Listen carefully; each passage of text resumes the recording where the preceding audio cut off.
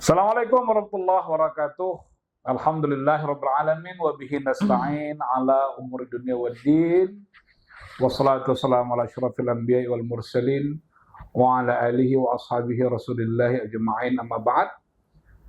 Teman-teman Hal Ataka yang kami sayangi dimanapun berada, kita bertemu kembali kali ini untuk membicarakan hal-hal yang kita anggap perlu, penting, dan merespon perkembangan yang ada di masyarakat. Hari ini kita kedatangan tamu yang hebat seperti yang saya janjikan kemarin, Profesor Sukri Albani Nasution, yang saya selalu manggilnya Haji. Apa kabar Haji? Assalamualaikum. Sehat Bang Mal, Bang Prof. Iya, ini pakaian Haji ini baru pulang ceramah. Ketahuan ya. Kullu yaumin ceramah ya.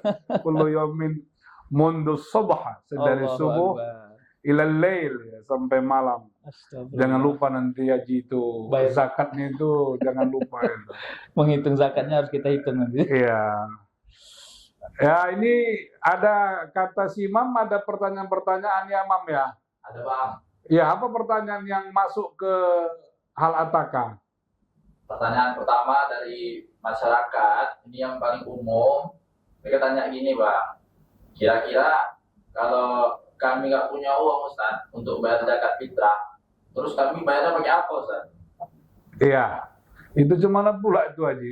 Dia udah tak punya duit, tapi mau bayar zakat, itu gimana itu ceritanya? Iya, Alhamdulillah. Sebelum kita jawab, yang pertama saya senang sekali diundang ke rumah guru saya, Prof. Akmal Tarigan. Bukan hanya guru senior, sehingga akhirnya datang kemari, ini namanya betuah ini. Kalau seandainya nggak puasa, ini sudah ada jamuan makan. Mudah-mudahan Hal Ataka ini akan existing ya, untuk hadir kepada masyarakat sebagai media, bukan hanya dakwah hukum, tapi kultural, sosial, dan budaya. Insyaallah. Menyambung literasi yang juga tersambung dari guru-guru kita. Ada Quraish Shihab, ada Nurholis Majid, ya, ada Gus Dur, dan semua guru-guru kita yang ada. Jadi tadi zakat ya Bang. Yeah. Nah ini kan sebenarnya Abang yang paling paham jawabnya ini. Tapi yang jelaskan begini, yang perlu didudukkan itu kan mindset berzakat. Ya, itu menurut saya gitu, bahwa zakat itu mandatori. Terlepas dari orangnya mau banyak duit, nggak banyak duit. Kalau dia sudah Islam, mukallaf, maka dia nggak boleh melepaskan tanggung jawab untuk membayar zakat. Tapi kan bicara realita, pada saat waktunya dia harus membayar zakat fitrah, ternyata dia tergolong pada fuqara wal masakin. Maka dia tidak harus membayar zakat, tapi dia menerima zakat tanpa memutuskan tanggung jawab untuk bila pada waktunya sebelum khatib naik ke mimbar, mana tahu dia tiba-tiba mendapat rezeki, mengeluarkan dirinya dari kemiskinannya, maka dia harus bayar zakat fitrah. Kira-kira gitu. Mungkin Prof. Akmal juga jawab. Jadi kalau kita bertemu dengan filosof, ya jawabannya tetap filosofis, teman-teman sekalian. Tadi Haji Sukri sudah menjelaskan ya, sebenarnya di dalam zakat itu sebuah kewajiban. Tentu ada yang berzakat, ada yang menerima zakat ya. Istilahnya itu ada yang muzaki, ada yang mustahak atau mustahik. Itu saya pun nggak tahu mana yang benar itu. Di masyarakat ada mustahak, ada mustahik. Yang benar itu kalau diterjemahkan ke dalam bahasa Indonesia, orang yang menerima zakat itu. Kalau dia sebagai penerima, dia tentu tidak berzakat kan? Iya. Walaupun dalam realitanya ada orang yang berzakat sekaligus menerima zakat. Zakat. Haji pernah nggak dapat zakat? Nggak pernah, bahaya. Sebagai sabilillah, Ibnu Sabil ada juga yang ngasih zakat dengan kita kan? Sebenarnya nih mana tahu habis ini ada yang ngasih paten juga.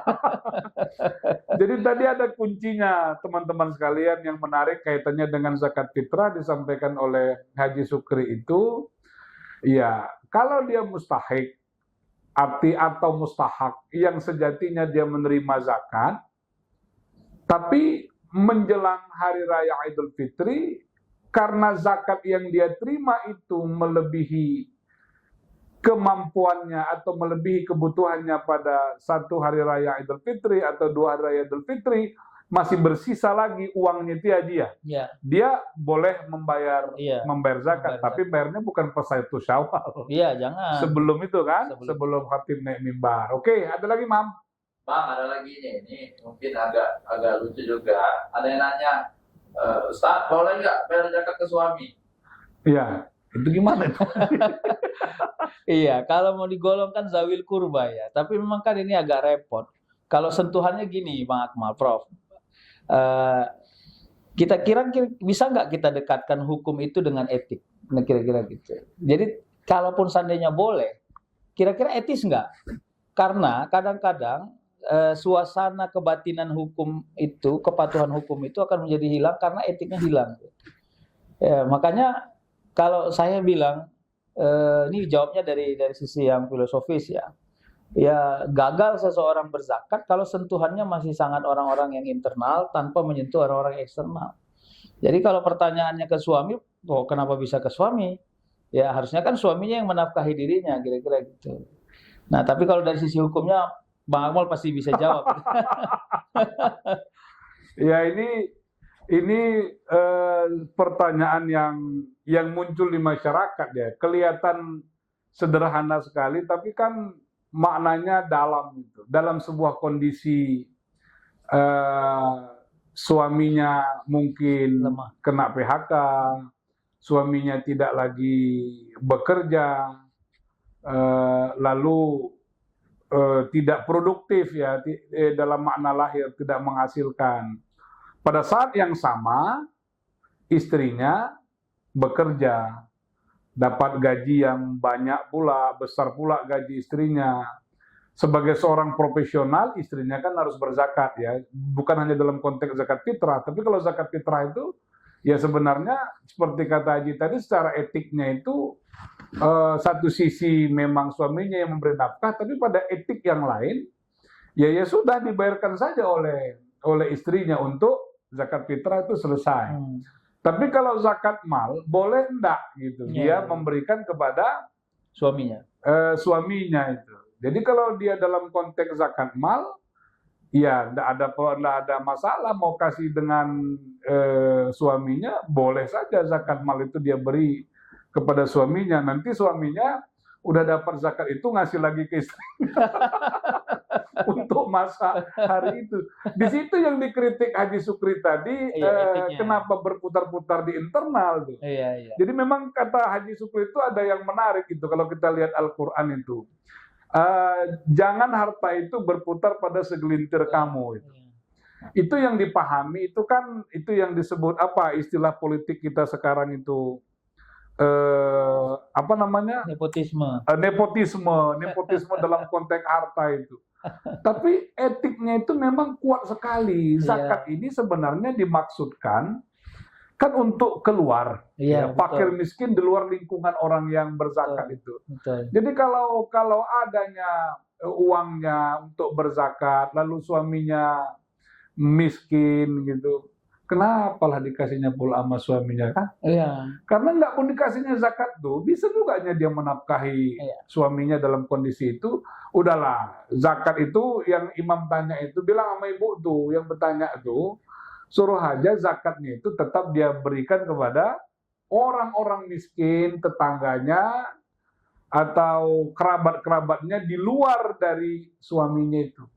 Atau ini Prof. Akmal, ada hubungan nggak dengan misalnya, ini kan harta bersama dalam keluarga. Jadi kira-kira bagaimana cara istri memisahkan hartanya dengan suaminya kalau mereka udah sama gitu? Itu yang nggak mau para istri ya, Haji Sukri. Itu nggak mau. Repot ya? Iya, mereka itu maunya harta bersama itu, kalau kita sebagai suami mencari harta, itu dipahami sebagai harta bersama. Tapi kalau istri yang bekerja, itu tidak mereka pahami sebagai harta bersama. Harta istri menjadi harta mereka sendiri, mereka yang berwenang. Padahal dalam hukum kita, konsekuensi dari konsep harta bersama itu, apapun yang dihasilkan suami istri di dalam rumah tangga, dalam masa perkawinan, itu dipahami sebagai harta bersama. Karena bisa jadi Haji Sukri, itu suaminya yang nggak bekerja itu dia kerjanya di rumah mencuci. Kayak dunia terbalik. Iya, mencuci, mengepel, masak, ngurus anak. Itulah kerja itu. Makanya konsep harta bersama, mau laki-laki, mau perempuan, dua-dua yang bekerja harta bersama. Suaminya yang bekerja, istrinya tidak bekerja di luar, harta bersama. Suaminya yang istrinya bekerja di luar, suaminya bekerja di rumah, itu harta bersama. Tapi yang saya katakan tadi, tanyalah 100 wanita yang bekerja di luar rumah, lalu berpenghasilan, mau enggak penghasilan mereka disebut harta bersama? Wah, berat itu kayaknya. Itu harus kita teliti lebih jauh. Ya, ada lagi Bang? Ada. Ustaz, saya dari pengurus BKM Masjid mau bertanya, kira-kira kapan waktu yang tepat bagi kami untuk menyalurkan zakat fitrah? Karena kenyataannya kalau dibagi di malam takbiran sampai di tengah malam, biasanya banyak masyarakat yang sudah tidur dan menurut kami tidak bisa dimanfaatkan untuk besok paginya. Ya, ini saya teringat Haji Sukri di kampung saya dulu. Itu kalau udah malam Lebaran, panitia zakat ya, bukan ambil zakat, panitia zakat itu jam-jam 12. Iya, jam 1. Jam 1 itu ngotok-ngotok pintu ngantar zakat gitu. Karena yang diantar zakat, ada beras, ada uang, akhirnya orang buka pintu juga. Padahal dia udah ngantuk. Itu gimana baiknya itu Haji? Filosofi dari zakat fitrah ini sebenarnya apa itu? Iya, memang ini yang sulit. Jadi sebenarnya ini jawaban Prof. Akmal aja yang jawab.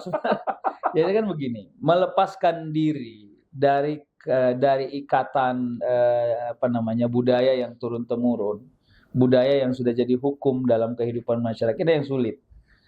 Kenapa? Karena ya seperti di kampung dibilang Prof. Akmal di Patuba. Kalau saya di Penyambungan, itu malah pamali itu kalau membagi zakat di awal-awal. Iya. Karena dianggap bahwa satu, orang-orang yang belum berzakat akan kehilangan potensi membayar zakat. Yang kedua, justru suasana uang zakat itu harus dimanfaatkan di hari raya. Iya. Jadi kalau dikasih di 15 Ramadan, habisnya di Ramadan itu juga. Iya. Ya, jadi ini yang agak rumit. Tapi kan padahal gini, nanti kalau kita mau lihat apakah bangunan dari zakat fitrah itu konsumtif atau produktif, ke situ nanti menurut saya melihatnya. Tapi kalau beda wilayahnya, misalnya masjid yang letaknya di lingkungan yang sudah sangat produktif dan kelihatan angka zakatnya juga, zakat malnya jauh lebih tinggi dibanding zakat fitrahnya, maka penyalurannya cepat aja. Atau segmen asnafnya sudah lebih fokus di A, di B, di C, nggak usah lagi di tempat-tempat yang kelihatannya konsumtif. Misalnya begitu. Tapi yang jelas penyaluran zakat itu kalau kita pakai terminologi hukum, ya jangan sampai kalau zakat fitrah khatib naik ke mimbar. Iya. Sisanya ya dikondisikan lah. Tapi yang paling penting, makna yang paling besar dari zakat itu adalah bagaimana orang yang pada saat Ramadan itu memasuki Syawal, dia miskin dan keluar dia dari kemiskinannya. Kalau saya ngeliatnya gitu, Prof. Iya. Ini Imam, kalau Prof. Sukri ini memang jelas berpikir filosofisnya itu. Beliau selalu melihat pada dimensi hukum, lalu ada dimensi moralitas ya, ada dimensi etik. Seringkali kita ini hanya fokus bagaimana pemenuhan hukumnya. Iya. Bahwa orang bayar zakat pada malam-malam Idul Fitri, pada batas sebelum khatib naik mimbar, ya sudah, itu dari sisi hukum lepas itu. Tapi maqasid, ini istilah Prof. Sukri. Saya lihat Prof. Sukri hadir di semua masjid ya. Di Medan ini ada 1115 masjid. Itu kalau kita lihat nama Prof. Sukri itu selalu temanya maqasid puasa, maqasid sabar gitu kan. Jadi maqasid zakat fitrah ini, kata Prof. Sukri itu ya harusnya kalau pakai bahasa saya itu, kita pastikan zakat yang kita berikan itu bisa merubah sedih, tangis karena nggak ada harta, atau nggak ada baju baru, nggak ada sepatu baru, orang-orang susah itu harus bisa dirubah. Sehingga pada dia saat Lebaran, dia sudah bisa tersenyum, bisa berbahagia bersama yang lain. Jadi ketua-ketua BKM di mana saja berada atau panitia-panitia zakat, kalaulah kita berikan pada malam Idul Fitri, bisa nggak kita merubah tangis, sedih itu berubah menjadi tawa? Saya kira nggak bisa ya. Agak rumit, agak ini. Karena mallnya udah tutup juga. Dan tinggal itu juga sama ini, Prof. Kalau kita mau diskusikan tentang misalnya, ya, tapi kan memang kalau kita berpikir yang cukup klasik ya, beras, Iya. tapi juga bisa diuangkan. Ini kan diskusi-diskusi yang nyentrik. Tapi kalau kita mau lihat bangunan sosiologiknya, kelihatannya memang lebih produktif kalau pakai duit. Iya. Artinya apa? Karena dari penelitian-penelitian ya, ada mahasiswa yang meneliti, beras-beras yang dikasih juga sebagai zakat itu dijuali lagi sebenarnya, Iya. untuk diganti jadi Duit. Ini juga penting juga kelihatannya itu. Iya. Ya itulah, Mam. Kalau masih ada lagi? Udah habis Bang pertanyaannya. Udah habis ya? Ya, sekarang giliran saya, Prof. Ini karena saya datang kemari jauh-jauh. Pemirsa Hal Ataka, ini kami syuting di pagi hari setelah sholat subuh. Saya memang harus sampai kemari karena bagi saya ini penting kita mengupas sedikit tentang ini Hal Ataka ini, kira-kira walaupun sudah dibahas di yang lalu ya, tapi menurut saya penting pakai bahasa saya. Ini niatnya mau ngapain Hal Ataka ini? Kira-kira gitu. Karena namanya Hal Ataka, kira-kira apa suasana kebatinan yang muncul dan segmen apa yang mau diambil di Hal Ataka ini, sehingga ini nanti bisa jadi gairah lah, giroh lah kira-kira. Gimana, Abang Prof? Iya. Saya kemarin udah jawab ini sebenarnya waktu ditanya imam. Ini jawab yang paling ringkas. Kalau kita mau menjawabnya dengan versi yang berbeda, kita mau katakan Hal Ataka ini akan menyampaikan pesan-pesan keagamaan yang ringan tapi tidak kehilangan bobotnya, yang santai tapi tidak kehilangan nilai-nilai serius di dalamnya, yang damai, yang toleran, yang menenteramkan, tapi tidak mereduksi kandungan Islam yang sebenarnya itu. Ini kalau mau dilihat segmennya kira-kira gini. Ini kalau pakai versinya tafsir ada tahlili, ada maudhu'i. Ini kita segmennya tematik kah?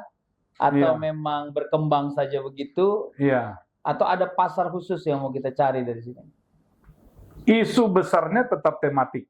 Oke. Tetap tematik, tapi nanti dalam perkembangannya ya bisa saja kita bicara tentang sesuatu yang dia memiliki urutan-urutan ya secara sistematis, tapi pada intinya kita melakukan refleksi-refleksi filosofis, refleksi sosiologis terhadap fenomena-fenomena yang berkembang di masyarakat. Ini sebenarnya haji, ya selama ini kita sama-sama dan banyak teman-teman yang lain dari mimbar ke mimbar itu. Tentu itu penting ya, tentu penting. Tapi kan hari ini tidak semua masjid juga sudah menggunakan instrumen-instrumen media sosial dalam dakwahnya. Ada beberapa masjid lah ya, kalau di tempat kita ini Masjid Muhajirin, itu Musabbihin, itu orang ceramah mimbar di dalam masjid, tapi pesannya juga sampai ke dunia gitu. Nah, tapi kalau dari jumlah masjid itu kan masih kurang. Nah, kita ingin masuk di situ, ingin mengembangkan pesan-pesan keagamaan yang kita sebut rahmatan lil alamin itu secara lebih luas. Gitu-gitu aja lah kira-kira Nah, yang kita inginkan. Ini pertanyaan yang menurut saya entah sudah dijawab juga atau belum. Hal Ataka itu apa maksudnya? Ya, dulu ini kan saya nggak tahu, mungkin Haji juga hanya mendiskusikan dengan si imam ya. Jadi yang dibuat imam tuh hatta, ya hatta itu. Hatta, kayak MS Albani itu ya. Hatta. Ketika imam bilang begitu ke saya entah kenapa langsung terpikir hal ataka. Oke.